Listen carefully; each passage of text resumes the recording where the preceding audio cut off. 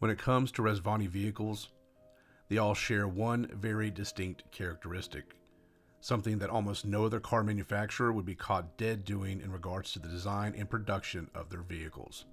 Stick around, I'll tell you about it in just a minute. But real quick, just want to say welcome back to the channel. My name is Jason.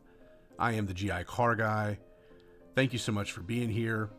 If you like the video, please do me a favor. Hit that subscribe and like button for me. I really would appreciate that, and it tells me you enjoy the video and want to see more.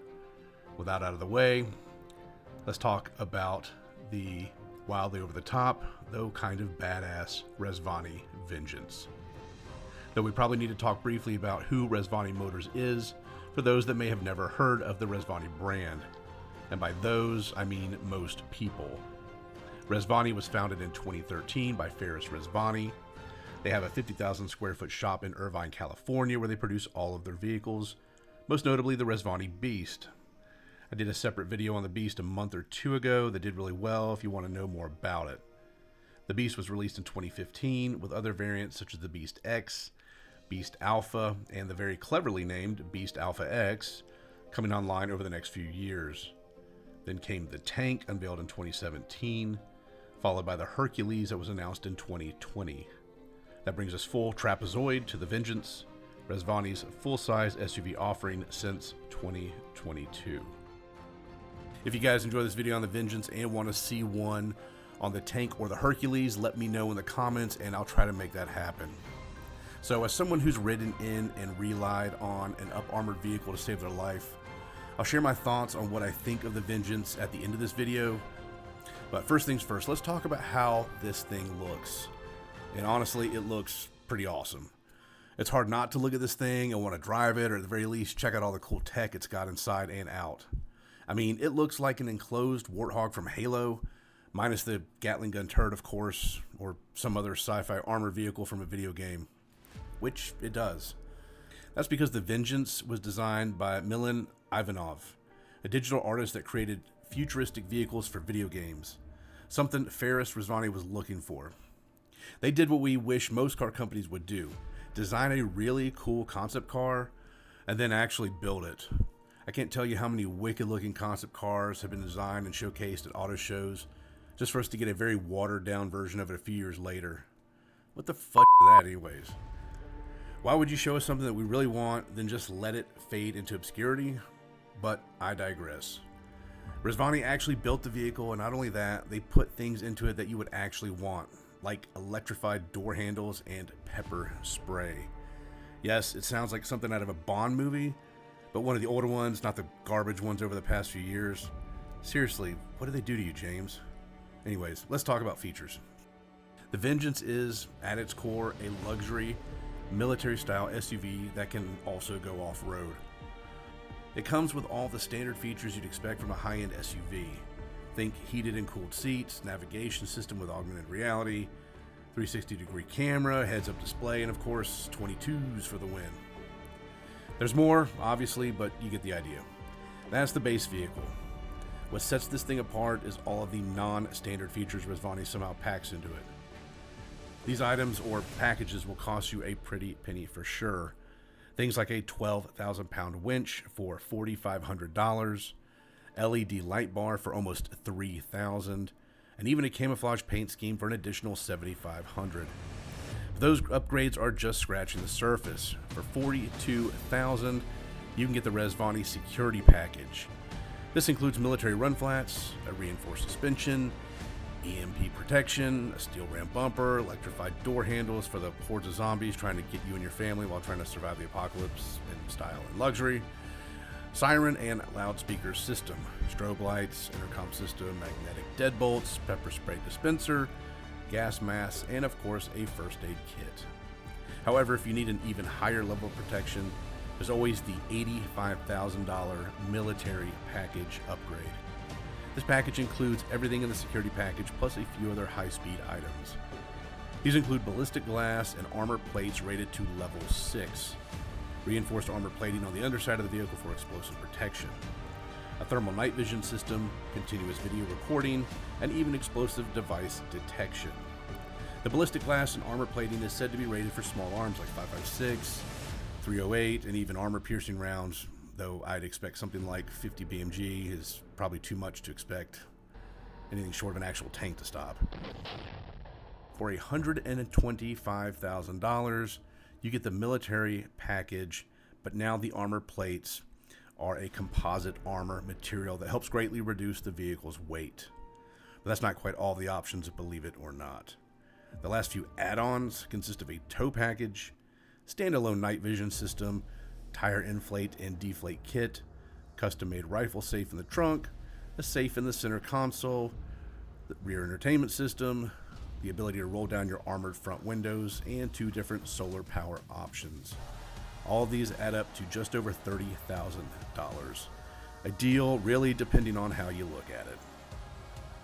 To briefly talk about the interior options, when selecting anything other than the standard seat styles and material, it's going to run you an additional $20,000.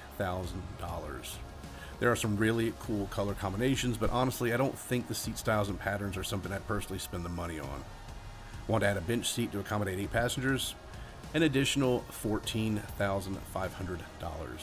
However, if you are truly balling out of control, then the executive seating package for $125,000 is the only way to go.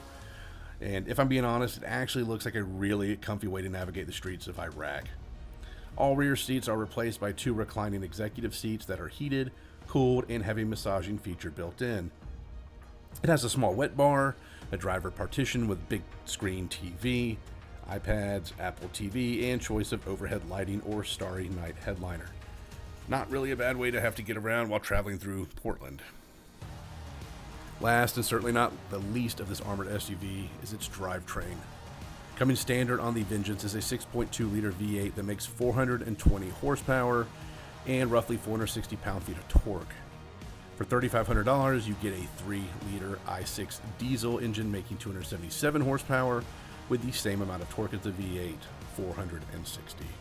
I'm not sure why you would choose this option when the torque rating is the same between the base V8 and the diesel, especially when it's more expensive. The only thing that makes sense is possibly the fuel economy and maintenance of the diesel being better. However, if you're buying the Rezvani Vengeance, I don't think either of those points is relevant.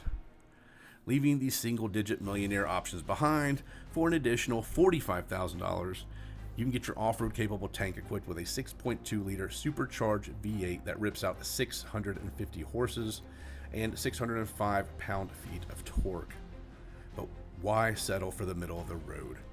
For an absolutely steal of a deal, a paltry $95,000 worth of pocket change, you can upgrade to a 6.2-liter supercharged V8. This one makes 810 juiced up ponies, plus 770 pound-feet of torque.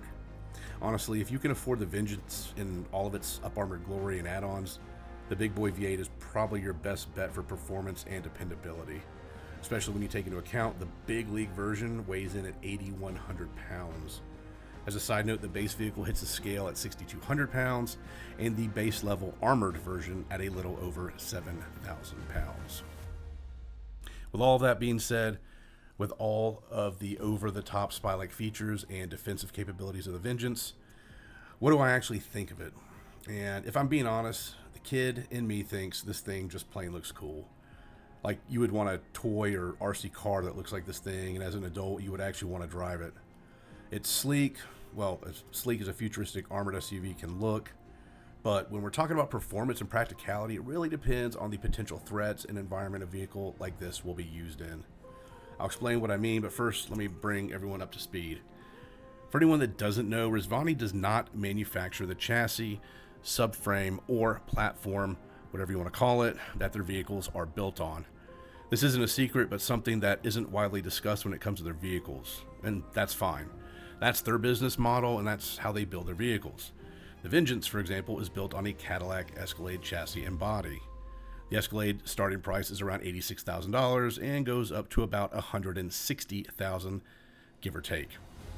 The base Vengeance starts at $285,000, which we now know is just a really cool rebodied Escalade without all the armored and defensive capabilities. Really just a futuristic looking SUV. Talking about the capabilities of the Vengeance and how I think this truck would perform in a hostile or adverse environment, I'm only going to be talking about the versions of the Vengeance that matter, the mid and top tier up armored versions. When talking about how effective it is, I would say that as an everyday driver for a super celebrity or politician or ultra wealthy executive, it would be quite effective as a very luxurious, protective vehicle to get from A to B without worrying about being carjacked or becoming the object of a hostage situation.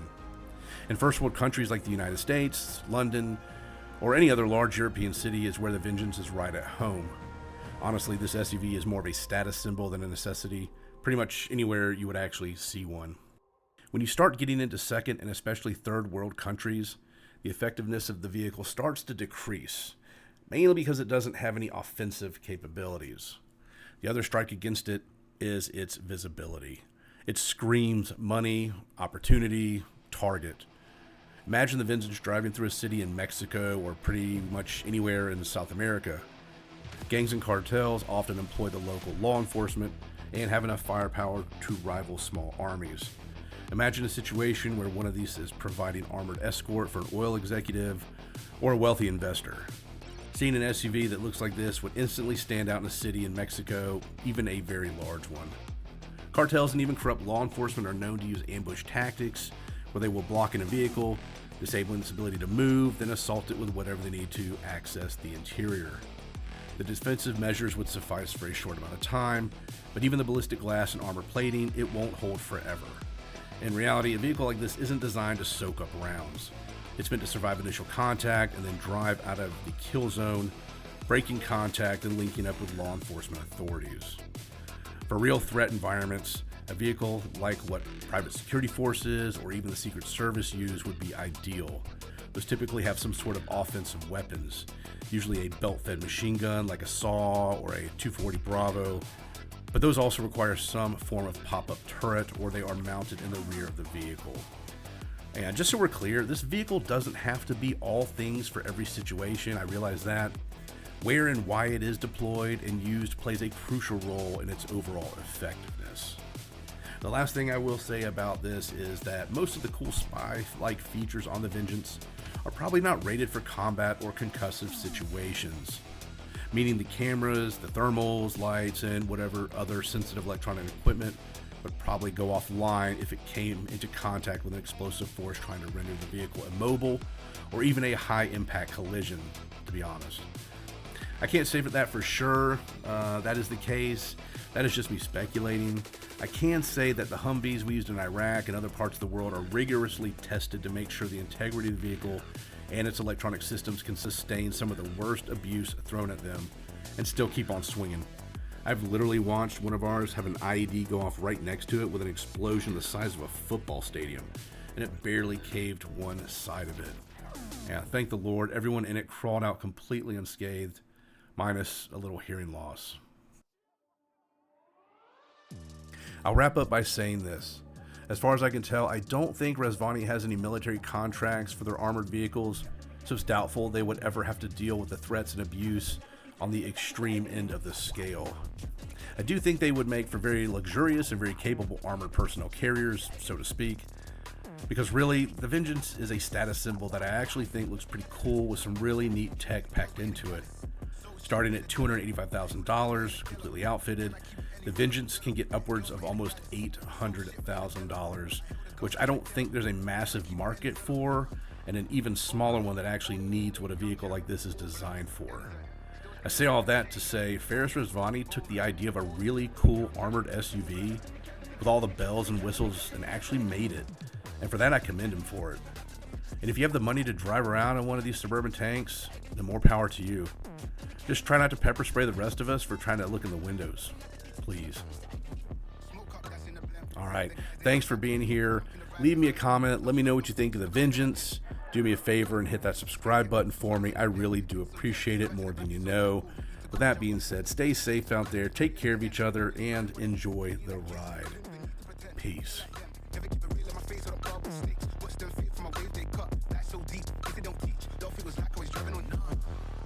Anybody even listen to this kind of shit anymore? What do you mean? This isn't real music. Hip-hop is dead. Nobody knows how to make real music anymore. Dead. Dead. Dead. Trapped in the academy, taught to go back to the majesty, silence and fantasy. Caught up in apathy, tension and thoughtless agony.